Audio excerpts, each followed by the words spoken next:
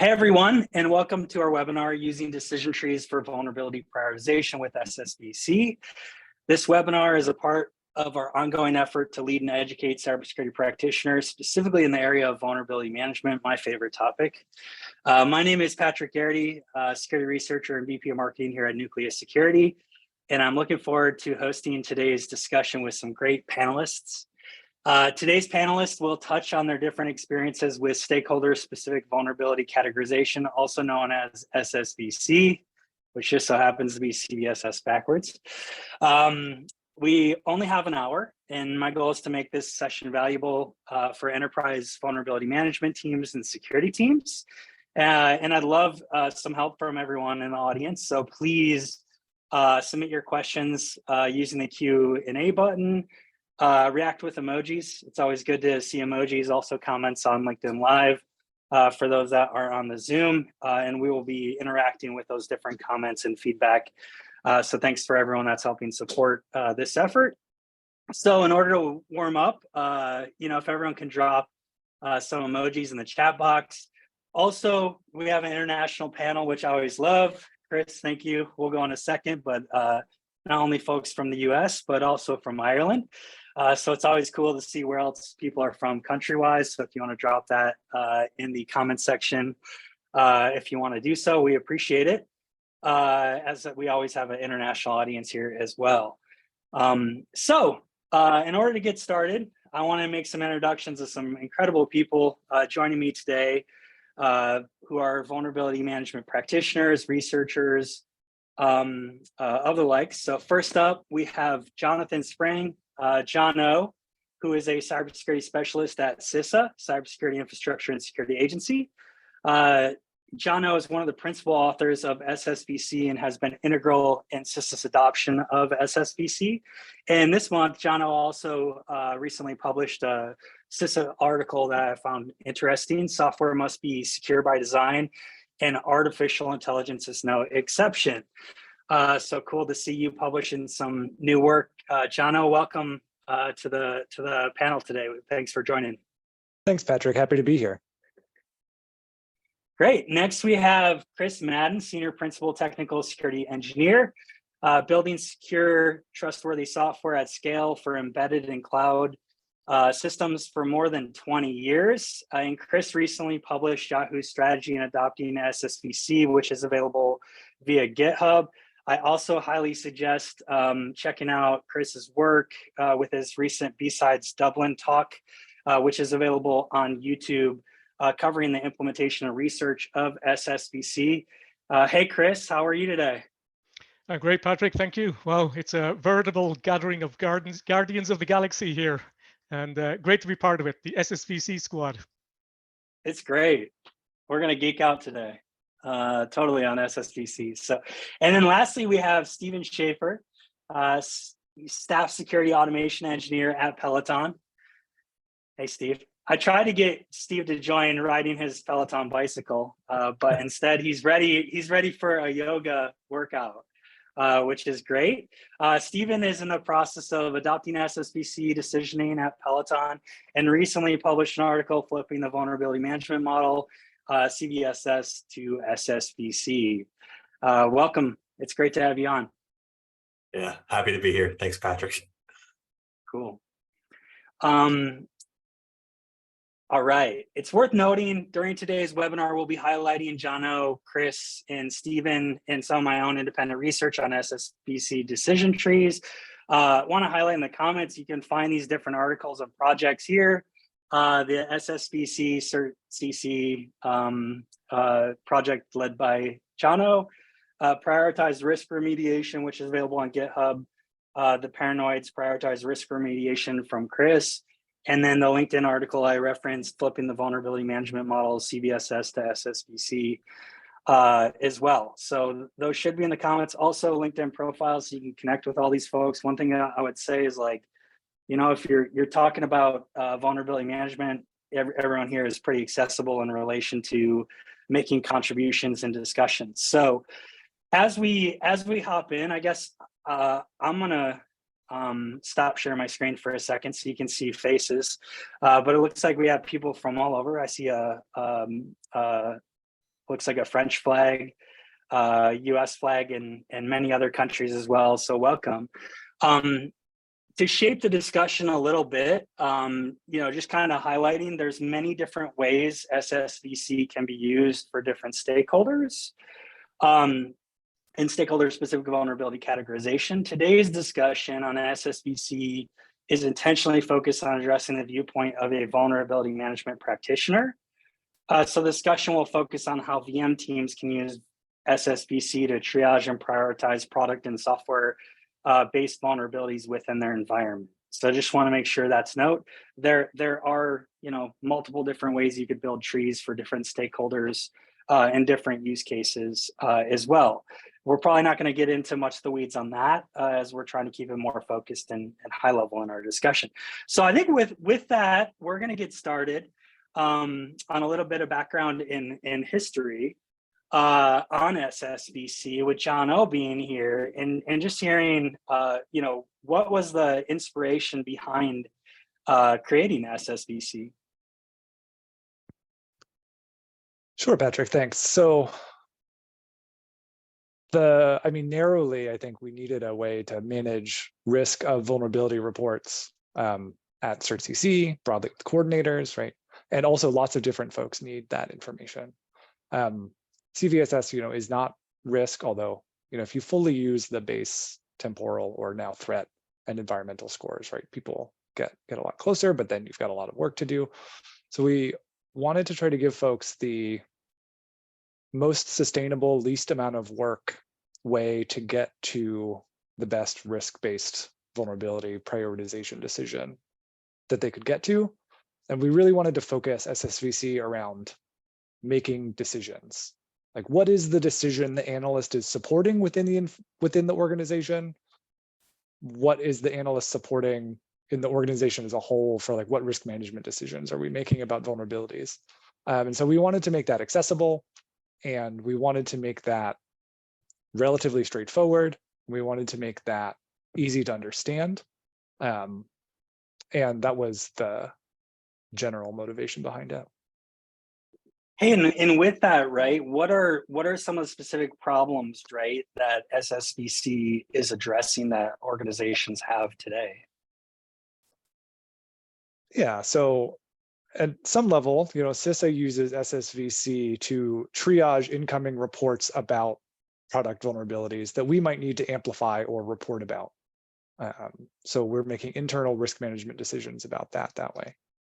For someone who owns a bunch of computers that may have vulnerabilities in them, you're trying to direct staff time, right? You only have so many folks who can patch vulnerabilities, which is really what Chris and Stephen are going to be able to talk in a lot more detail about their experience with how that works. So I don't want to pull out from under them what they want to share about that specific use case and how that's evolved in their different organizations. But I think that's really the core thing we want to talk about today, is how you direct attention when you have a limited amount of attention and resources to fixing vulnerabilities in your deployed infrastructure. Yeah, that's great. I think, Chris, I'd love to hear your inspiration on going down the path and some of the topics you just mentioned, John O, as far as how you drive efficiency and alignment across the organization with something like SSVC. Yeah, I think John O nailed it there. It's all about getting attention on the most important things to fix. First, so for context, I'll start by describing where we came from and how we landed on decision trees in SSVC.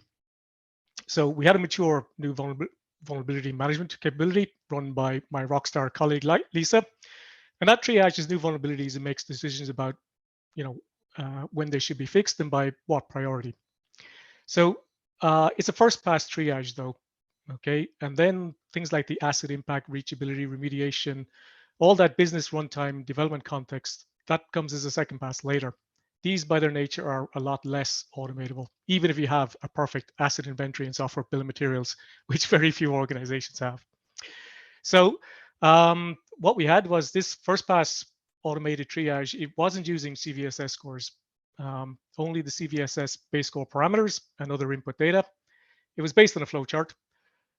Exploitation was a key decision node in the flowchart. Example, exploitation, proof of concept availability. The output was numbers, as in based on risk with an associated service level agreement. So many of the same input parameters were used, but we hadn't arranged things around specifically exploitation, automatable, technical impact. So logic was very similar to CISA SSVC decision trees, but it was developed based on our experience or based on Lisa's many years of experience completely independently of SSVC, but it turned out to be quite similar. So for us, it wasn't a big step to go from what we had to the decision tree path, really changing the complex flowchart logic to decision trees. So for me, the best part of SSVC is decision trees. They're very simple, understandable, both in concept and in code. Decision nodes are obvious and prioritized, whether you have exploitation, automatable, technical impact. And the first node is around exploitation, and CISA says focus on the things that are exploited. You can validate this prioritization using standard decision tree analysis against your data, which is fantastic. Can't do that with any other scheme.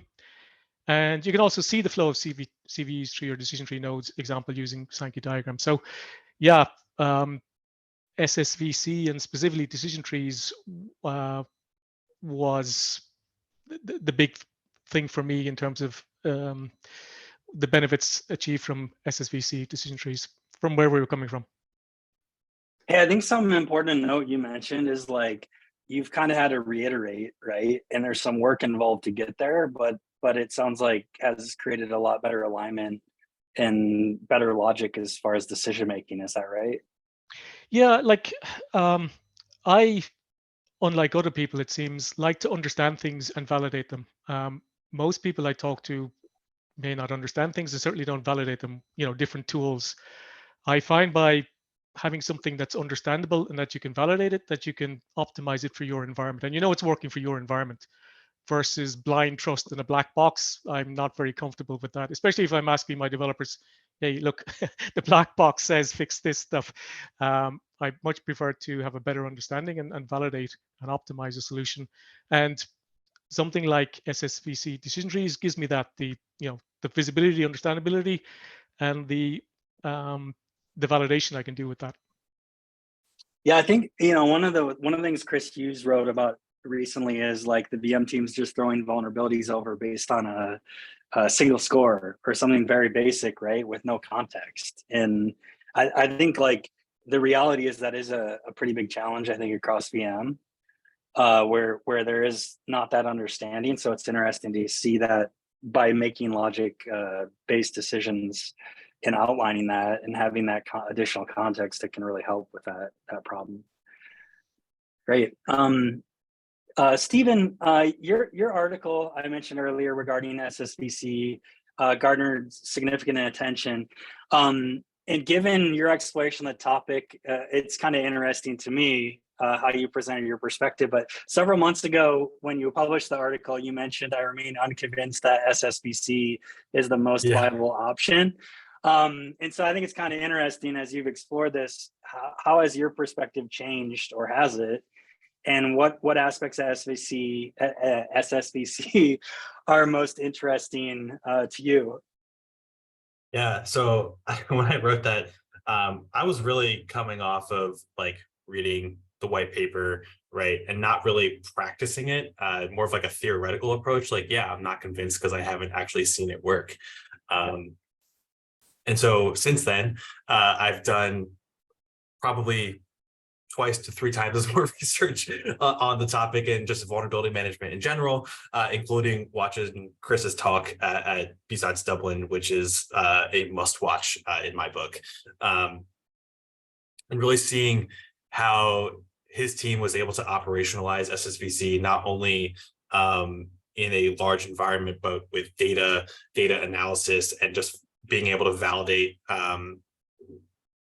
like how well is this decision tree working. Like that really speaks a lot to me, like from okay, this is worth going into and worth sort of exploring with my own data now, right? So within, I've been sort of exploring that within Peloton, right? Like what data is available to me to sort of make decisions including like enrichment with exploit intelligence, and anything else that I can get my hands on from how much more context can I get about this specific CVE that's coming into my environment, and can I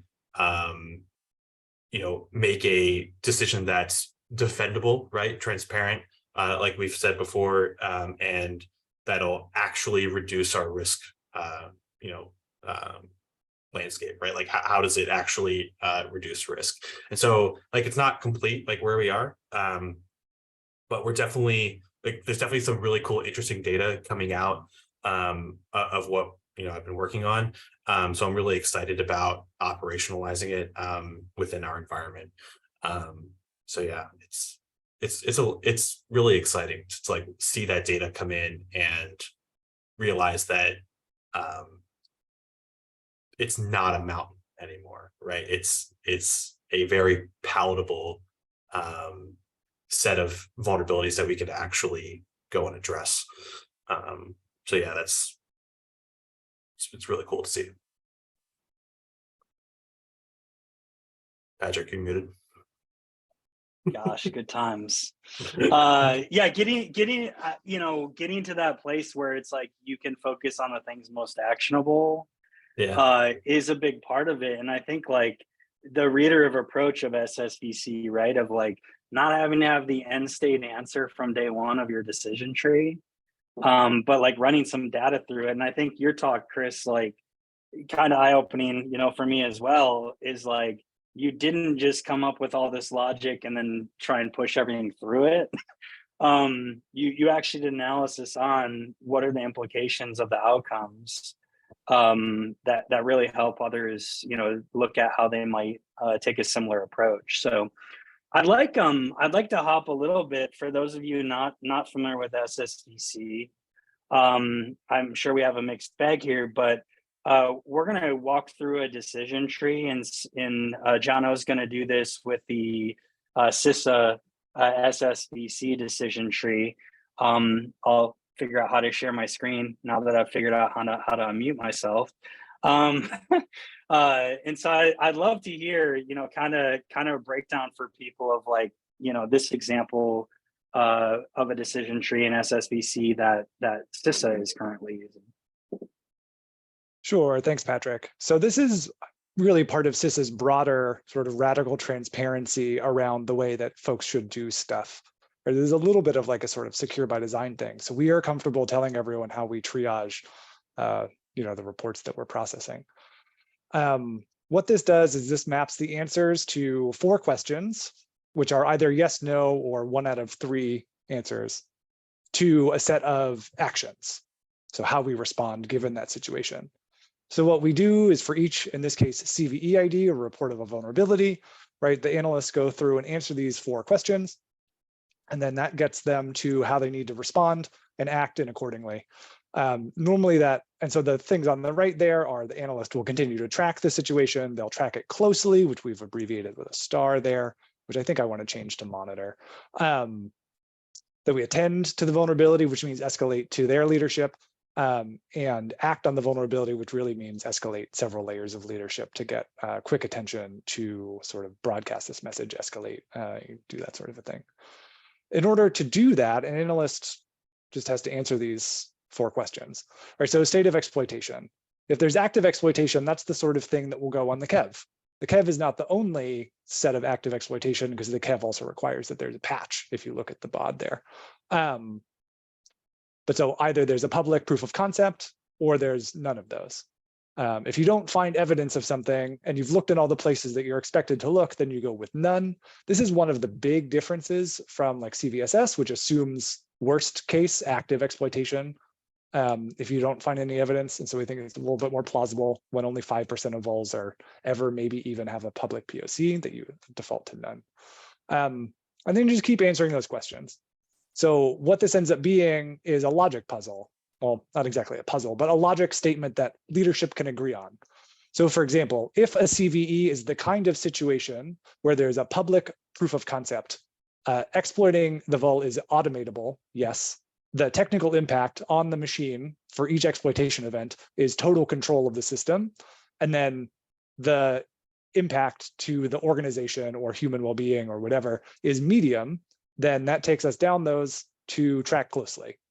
However, if it's a sort of situation where 3 of those 4 things are the same, but there's active exploitation, then you see we get to attend to this. We need to do something because we've escalated to a different risk situation because one of the answers is different. But all of these are essentially logical statements about a situation. If this is true, none. If this is true, no. If this is true, partial. If this is true, low, then you're going up the top there. And we've compressed that a little bit into this nice little tree. And that's how we walk through the tree, or that's how we make the decision. Analyst answers those questions. Of course, some of these are things you can automate, which like Chris and Stephen have talked a lot more about, right? But especially if you're talking about exploitation, you can use your threat intelligence sources, right? And you don't have to have an analyst answer that question like by hand. Hey, that's great. I have a question on the decisioning. You know, and I think this is one of the things that commonly come up is people look at SSVC and they read the white paper and then they see CISA's implementation. And they're like, oh, they want me to do this the same exact way. And this will transition, I think, into Chris's discussion. But like, yeah, what's your opinion on organizations' needs to change the different decisioning and maybe come up with their own criteria? Organizations should 100% use the information that they have and are comfortable with to make the decision. So we want everyone to customize this to be the things that they care about. There's a couple of ways to do that, right? So you could have a higher risk tolerance and say, like, in these same situations, actually we want you to take less action. Or so you could change the sides there. But also, you know, like not everyone has the same mission. Not everyone even knows the human impact of stuff on their systems. So maybe you just take out that third question entirely. You can still differentiate between 4 or 5 decisions with those 3 questions. Maybe you don't care about the technical impact, but maybe you care about whether the system is exposed to the internet. So we have options for different questions. We totally expect different stakeholders to both have different decisions, have different risk tolerances, and have access to different information. But we want to give people a sort of structured way to share what information we can share so that, like, if Stephen knows something about whether a vol is automatable, he can tell Chris, and Chris's analysts don't have to also do that. Hey, that's great, because I think the number one pushback I hear on SSVC is like, I don't agree with the decisions being made. And it's like, yeah, you might not. That's okay. You're not supposed to. Still, you don't have to. Yeah. So that's good to hear. So I think transitioning, you know, from you know, CISA's adoption of this and the use case, I'd like to talk, you know, have Chris break down a little bit as far as like the logic you've taken in building decision trees out within your environment. Sure. One thing I'll note on the previous diagram, the 3, we made some subtle differences. We care most about the highest risk things, so we just drew it differently. We put the highest risk things on top, just very simple. But also the highest risk things, then let's say there's ACT. We split out the top 2 to act ASAP. Being an engineer, and we're not, well, I can't come up with creative names for things like, you know, split out act ASAP for the top 2 things. Again, we care most about the highest risk things, so subtle change there. So that's on the decision tree. Going to the next slide then. So we want to do a risk-based prioritization. So the obvious question is, what's risk? So I thought, okay, I'll go search it up and find a nice taxonomy for risk, get all the decision sources I can find, and, you know, I'll move along then. And then I got stuck. I couldn't find anything. So what I put together and what I open sourced with the link that Patrick's provided is a risk taxonomy saying, okay, if you want to measure risk, here's analysis by first principles, looking at threat, impact, etc., vulnerability, and where you would get that data from, whether it's CISA KEV, EPSS, you know, vendor cyber threat intelligence.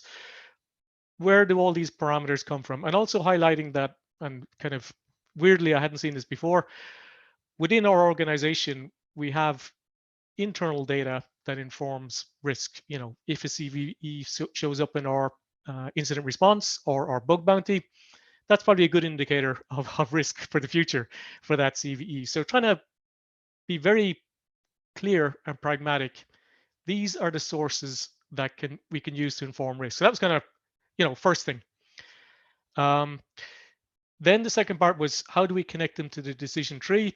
And John had talked about sources for exploitation. So top left, I listed off, let's say in a prioritized order, here's the things that we use. And it's basically an OR of these things. If a CV shows up in our bug bounty, incident response, CISA, VPSS, etc., then that's an indication of active exploitation. If we know there's a proof of concept but not active exploitation, that goes down the proof of concept exploitation node, etc., etc. So that's really the essence of visually what we're doing. The second part then is, once we get the decisions, and whether it's SSVC or CVSs, they tend to give static decisions.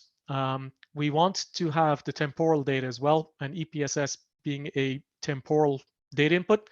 So in conjunction with the static decision, act ASAP, etc., we want to retain independently the EPSS data so we can get that temporal input. So that's ultimately how we put the things together. The B-sides presentation goes into a lot more detail. The open source repo has more diagrams, how we connected up the different decision nodes with this risk-based taxonomy, and that's really it. One of the things I was thinking about doing going forward was pretty much a code walkthrough of, build your own decision tree from scratch for risk-based prioritization in less than an hour. And it's very, very simple to do. And if you've seen it done, yeah, then people can experiment and play. Yeah, I think, hey, one common theme too is like not initially getting too wrapped around the axle on what decisions you're making, but definitely starting with the data that you have available. As different size organizations and different organizations are going to have different access, and that might even be starting with just like a single data source of information and expanding, as you start getting that under control. Which is great. There was a question here, and I think this is more Jono was asked, and I find this one, I felt the same way, is the term well-being is an interesting way of framing the question, but it seems a bit a challenge to convey that to risk management folks or senior leadership, that and so any comment there, maybe Chris, you want to add, is like more businessy friendly terms for those types of decisions, or any of you? I'll let Jono take that one first. Yeah, so the well-being term comes from the CDC, right, which makes sense for, I think, CISA's mission. But they're really adapted from the IEC 61508, which at this point I have that standards number memorized, which is problematic for safety terms and what they mean. But I would also expect folks to just be using business continuity terms if that's the way they want to do it, which I think is a slightly more advanced like risk management thing, where the business continuity impact of the different devices and what their impact would be if they're compromised. So one of the other things that is totally valid is to say, we don't have good data on that, so just take it out. Don't worry about it. Use the things you have data on. A valid decision tree would be, is the vol on the CISA KEV? If yes, then patch. If no, then ignore. I would recommend using more information than that, but that doesn't make that an invalid decision tree. Go ahead, yeah. Chris. It's a good starting point, right? Like if you don't have any exploitation data, and it's a place to start that is going to have some level of effectiveness. Yeah.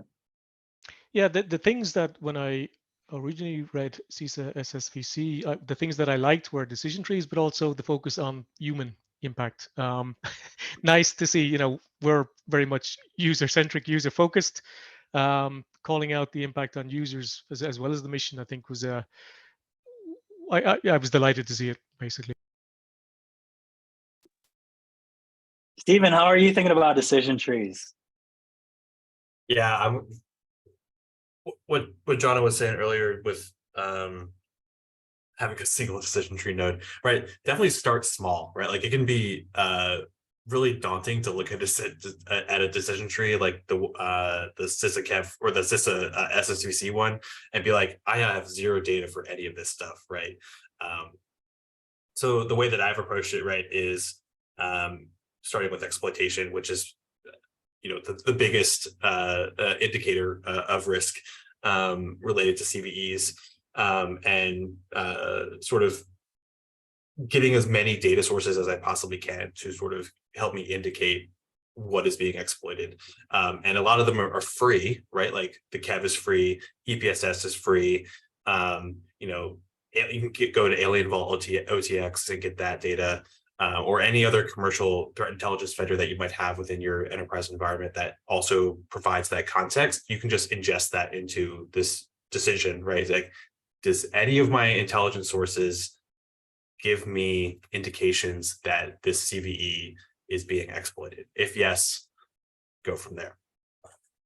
And so that can really, really drive down your load initially.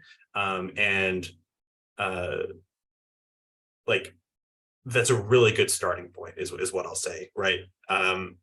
Going on from there, I really like I think what Chris does is pulling out the CVSs vector string, right? And looking at whether this is automatable, whether this has privileges required, whether there's any user interaction, right? I mentioned these in my article, right? But those CVSs vector strings are super informative for prioritization, right? If there's something that is released and it doesn't really require any effort by the attacker, you definitely want to prioritize those things, right? And that's sort of like you're sort of inferring effort through those metrics.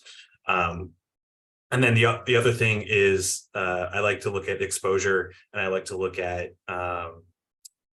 asset criticality, or what data is being processed within this compute system, right? Like, and yeah, you might not have data for those things, but in the event that we do, and even if it's manual data, even if it's on like a spreadsheet somewhere, that's data that you can utilize, and it may not be super accurate, but that's the whole point, is to get something in place and iterate from there, right? And you can also really demonstrate the value of those sources by saying, hey, if we have more data for this specific decision, we're able to reduce our effort even further to maximize like our coverage of risk remediation. So that's just sort of how I'm approaching it. And I really like Chris's risk taxonomy to sort of define like, hey, how do we define this? How do we define risk in our organization? And that's going to be likely organization specific, right? And so the biggest thing that you can take away from my approach is focus on exploitability, and don't be afraid to just create your own decision tree with what matters, right? Sort of the guidance that John has been saying. So yeah, it's exciting, right? To be able to sort of build like your own risk profile yourself, and how you sort of address things in your environment. Yeah.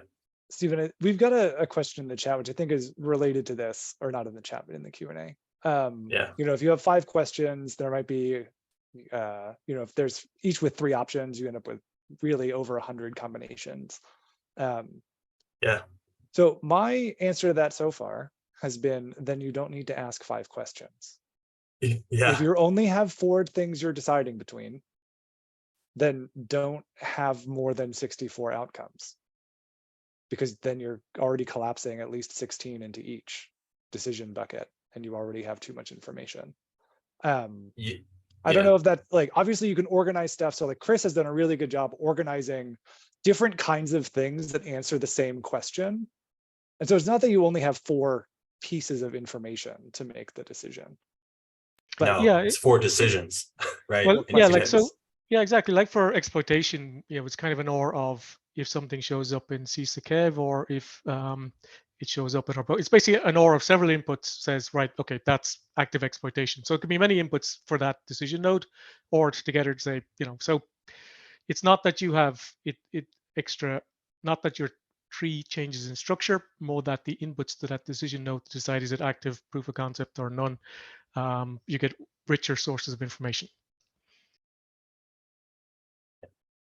Hey, so I do think to add to the conversation, like I always get really excited about like CISA Kev, known exploitable vulnerabilities list, Google Zero Day Project, there's Metasploit, like there's all these, like one of the things I think that's changed that wasn't available a year or two ago is at least much, high fidelity exploit data. And I think that's now available more. It's not pervasive. And then you have commercial threat intelligence as well. But the reality is like 2 years ago, nobody was thinking about this because number one, I don't think people were getting popped at the rate they are today. And then number two, the exploit data just wasn't available in the way that it is now. And so I do think that's part of, something that excites me about SSVC is it does kind of reemphasize the importance of decisioning based on exploitation evidence, which I think frankly just wasn't available and not really commonly used in most VM programs, which goes back to using the CVSs base score, right? Which is what most broadly what adopted and used. There are a few questions, and then I think maybe we can hop into the topic of automation. We have Pedro from South Africa. I'm pretty sure that's the flag. SSVC, from my understanding from Jono and Stephanie's SSVC video, which is on SSVC website. It's a great watch. I recommend it. SSVC is used to prioritize key vulnerabilities that the team determined. Did the teams use different ways of determining these key vulnerabilities, depending if they were in a supplier deployer role or handled consistently across the board? That kind of gets into different trees, but Jono, did you want to comment on that? I'm pretty sure that training video that we're talking about is really an introduction to CISA's SSVC process, although it does sort of hint at that there's other stakeholders and different ways to do it. If the question is, does like one organization who's like a national CSIRT vulnerability coordinator like CISA handle vulnerabilities in the same way as a system owner and system deployer like Yahoo? Then the answer is no, they're different stakeholders, right? We have some information that we would share. So one example of that is CISA shares on the Kev stuff that we think folks like Chris and Stephen might want to know about. And we share it in a way that hopefully they can integrate into their vulnerability prioritization process. But of course, there are other pieces of information that like only really make sense for CISA to use. There's other pieces of information that only really make sense for like Chris or Stephen to use. So yes and no. Sweet. We're going to hop to automation, and we're going to do this through a question that was asked by Ben. And maybe this isn't the greatest transition question, but I think automation might or might not apply in different scenarios. But Ben asked, how does this approach apply to 0 days before anyone has real data? And I think part of that also ties into like bug bounty programs, or could. But I think the question is like, what things can actually get automated, what cannot, and what perspectives you guys have on 0 days or pre-0 day type of vulnerabilities, and how that fits into decision tree. I can take that one. Yeah, I know Gartner released a report, and they said that there's an over-attention given to 0 days. All right, in general. So there's that. But for 0 days in general, you go with what you have, what you know. All right. So you're not going to have a CVE. That's okay. You don't need a CVE if you have if you know other things, like if you know this has been exploited. Typically, you hear about a 0 day, it's been exploited. So you can say tick active exploitation. And then you may want to know, as the dust settles, you may hear about, well, what is the impact? Is it impacting confidentiality, or how easy is it to automate that? And so you start filling in the pieces as you know them, and making, ultimately decisions around that. A lot of, I think 0 days is watching and trying to gather that data in the first few days and better understand, yeah, the data as the dust settles, and then try to prioritize and adjust your priority based on what you learn. Hey, on that note, Joseph just commented. Looks like they're using decision trees. And hey, when it can't make it all the way through the decision tree, I tag it as a manual triage and kick it back to the security analysts to categorize. And so I think that emphasizes like not everything is automatable. Right. I think there's a desire, and there's like this concept of a silver bullet idea that I think people want in VM, but the reality is like there is still a large portion of it that requires some aspect of human interaction, manual triage. Correct? Yeah, I think it's so what we tried to do. So there's the whole 0 days, which, you know, whatever fraction they are of vulnerabilities, and then there's the known CVs, and we tried to automate, or you know, that first pass triage that we have automated, pulling in all these data sources and, you know, running it through the decision tree to get that first pass triage, and then we can see across a population of CVEs what the relative priority is. Once you start, as I said, going into the whole asset impact, runtime context, business context, and dependencies and compensating controls, it becomes a lot less automatable and more manual. Yeah, I'll echo that. I mean, it's like a first pass, right? You're triaging, right? And if something can't get through that process, especially like a 0 day or you know, it's okay. First of all, right? Like, you definitely should still have some sort of categorization that you can do outside of that. And even if it's like hitting just a couple of nodes, like you have data for certain nodes within that tree, like that's probably good enough to move forward with it and figure out you know, what you do about that. Yeah, and I think I mean, John, I don't know if you can comment on this, but like most of the decisioning in the SSVC, my assumption is with CISA that's analyst driven. You know, I don't know if you can comment on that. I think maybe in the video it talked about that.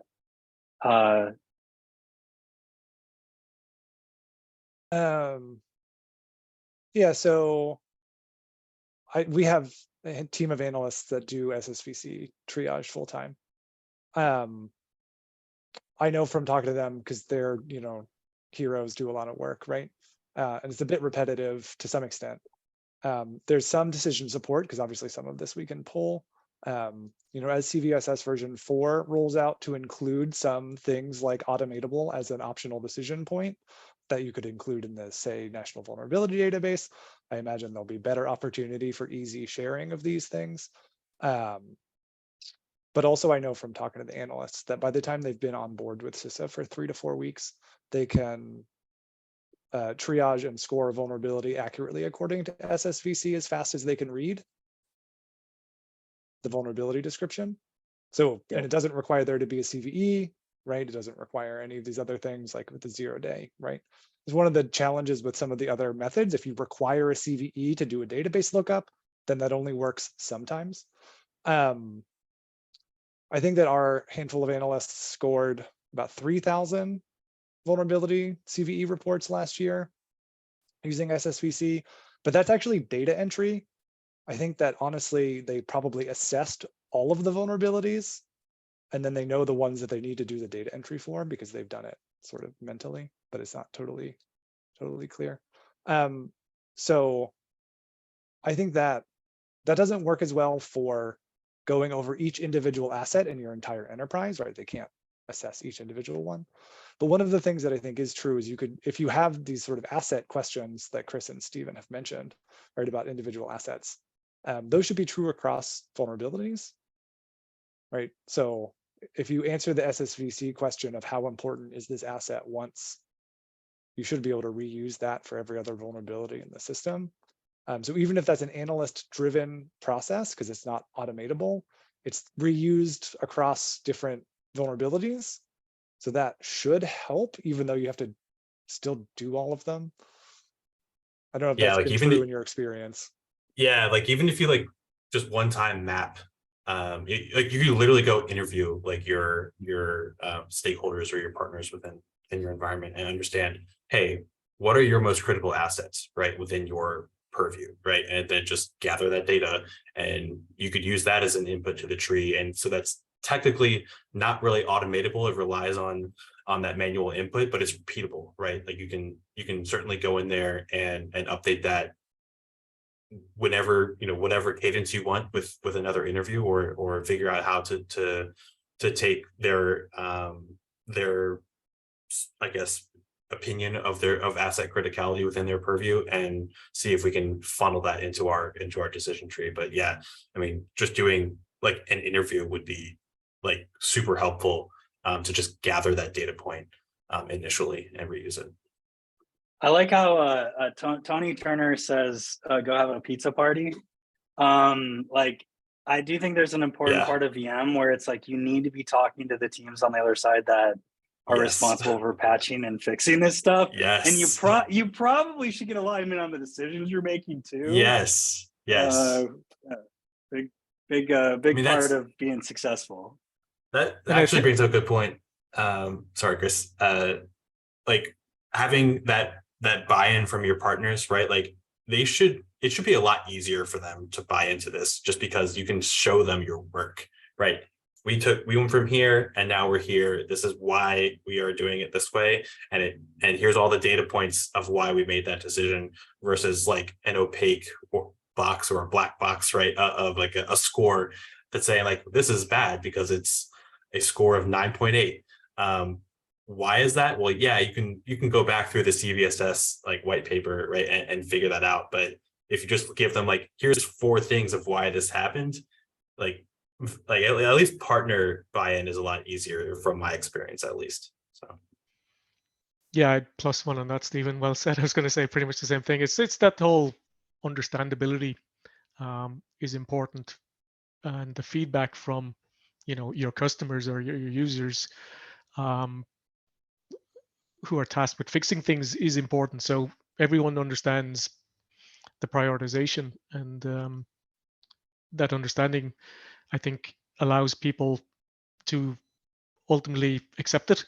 They can see, yeah, this is critical, therefore we should fix it, and why.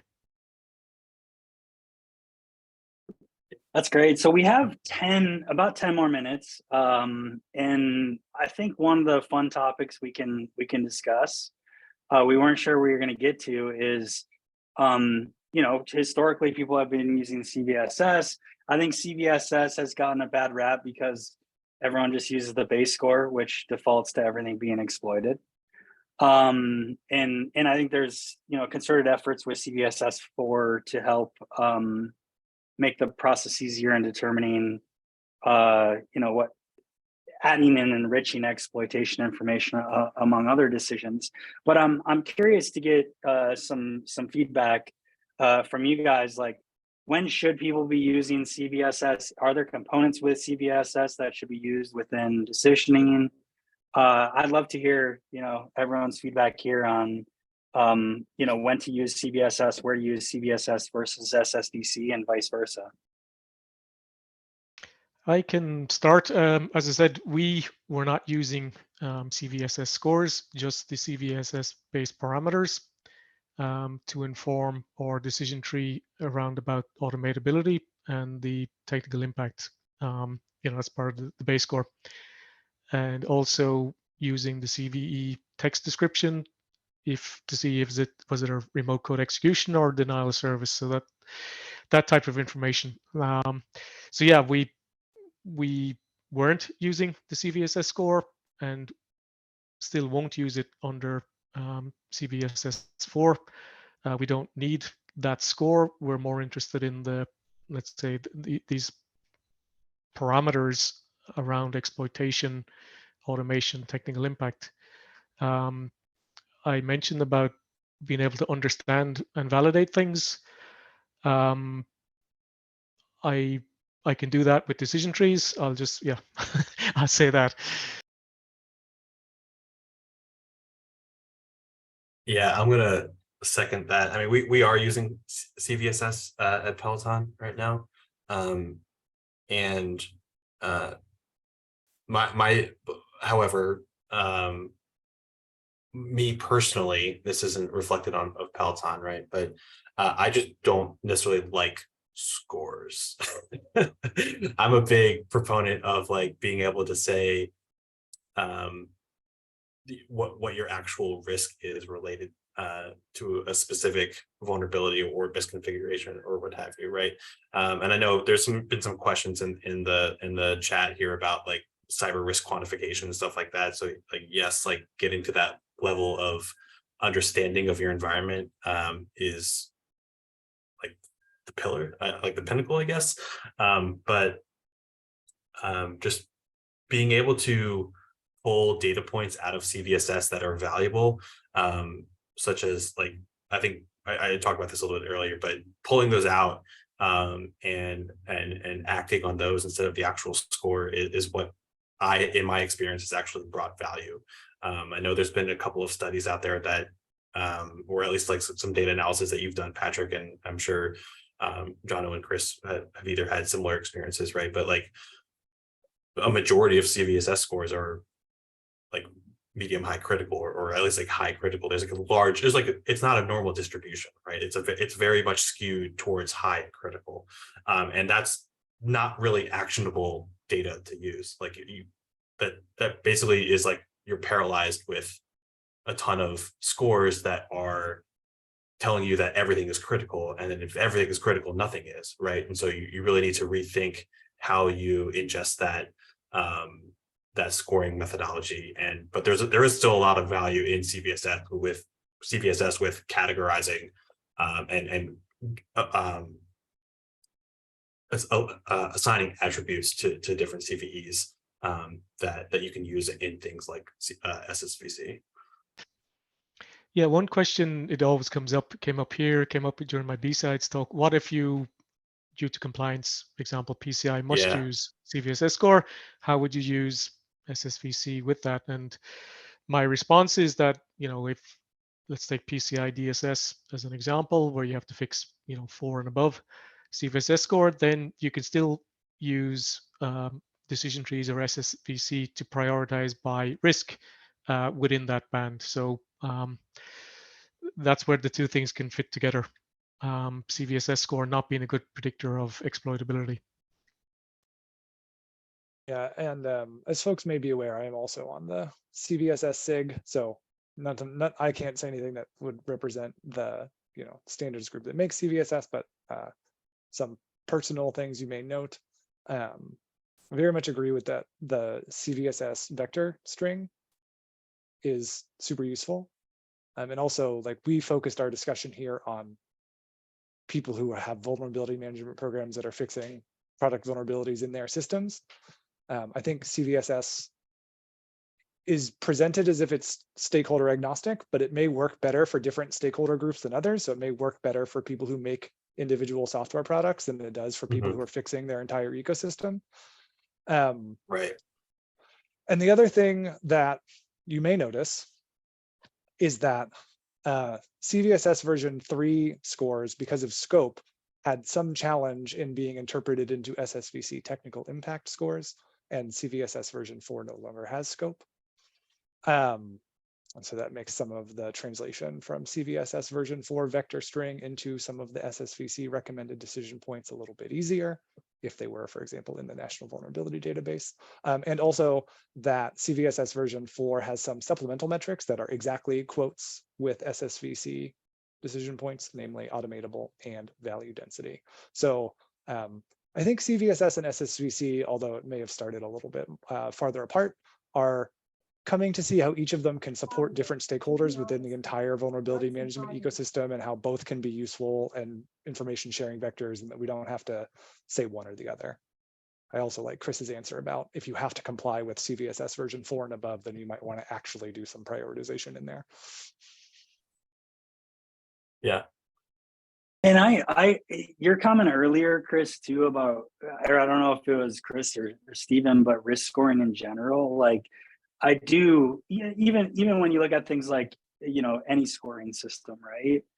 I think a lot of times teams are trying to just get a silver bullet shoved in and make a decision based on a score that a vendor provides.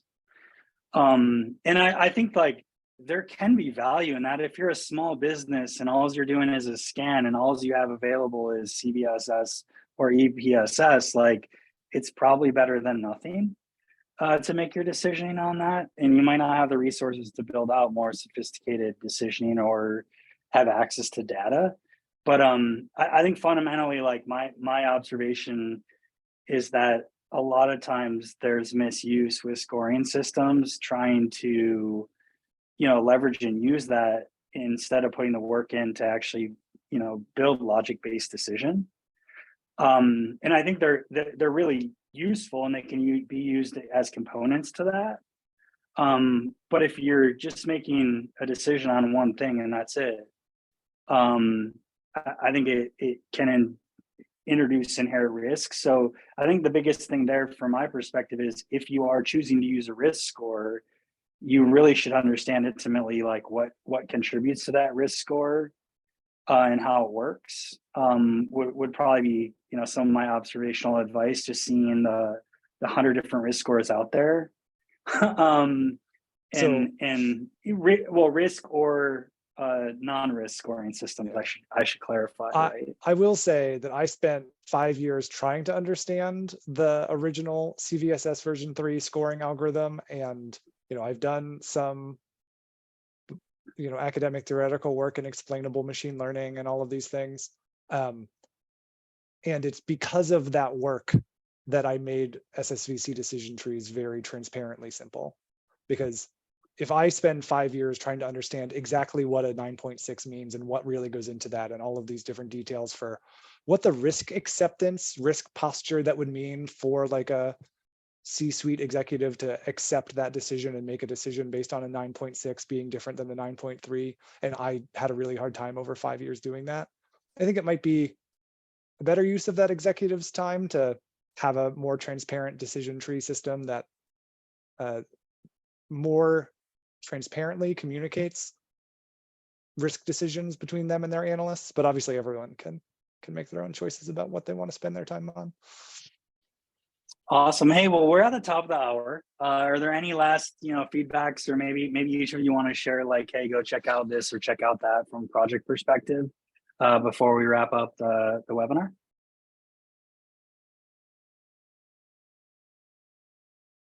You can self-promote. You should just self-promote your own stuff. Just go check out my blog that I wrote. That's really only an entry into this discussion that I actually have, other than chatting with these fine folks in various other forums. I've sort of been taking a step back from writing because it did take a lot out of me. I have a newborn, so it's just really hard to find time to actually do that stuff. But I'll pitch Chris's B-Sides talk again. Go listen to that. It's super, I found it super informative and super inspiring to get this stuff like off the ground in your own environment. Yeah, super. Thanks, Stephen. Yeah, I was going to say, take a look at that. I put it out there because I didn't see something like it. Pretty much put it out there for feedback. Nice to share things, share what you're thinking, and see what comes back. So it was, two-way. I mentioned I'll probably do how to implement a decision tree in code in less than 1 hour, a walkthrough. I think again that can be helpful. People may not grok all of this, and when they see it in code, very simple code, it is super simple. They may see, okay, now I get it, great. Blah blah blah. Okay, there it is. So I may follow up with that, and I'll pop a link in that same repo. I would also support people looking at Chris's talk, looking at Stephen's blog, looking at Patrick's video that he produced, a good 12-minute, I think, introduction to SSVC stuff, also very good. So I think really appreciate all of your explainers, which are more accessible than all of mine since I'm too close to it. I'm actually going to point everyone to all of yours. Thanks. Yeah, that's on my LinkedIn if you want to check it out. And then I need to make some modifications. I also made that automatable paper. I think the biggest thing was risk acceptance that came up, where it's like, yeah, it does require people triage. It's probably one of the top, or risk acceptance, risk exceptions, all that fun stuff. So I want to thank everyone for joining. And then, because we talked so, great about scoring systems today, I'm kind of joking, but I think it's interesting, like John, you're involved with CVSs. And all of us have been somewhat involved with EPSS. It's not like that we don't dislike scoring systems. I think we're critical of a lot of things in vulnerability management. So next month, if you want to register, should be in the comments as well from Riley. We're going to host a webinar to do a deep dive on the exploit prediction scoring system with Jay Jacobs, myself, and then a surprise expert guest. That's a placeholder for I don't know yet. But really do appreciate everyone taking the time here to hop on, educate people about stakeholder specific vulnerability categorization. And don't hesitate to reach out to any of us if you have questions, need help, tooling, all that fun stuff as it relates to SSVC and stakeholder specific vulnerability categorization. So thanks so much. Have a wonderful afternoon and evening for you, those of you on the other side of the pond. Thanks so much for joining. Thanks, Patrick. Happy to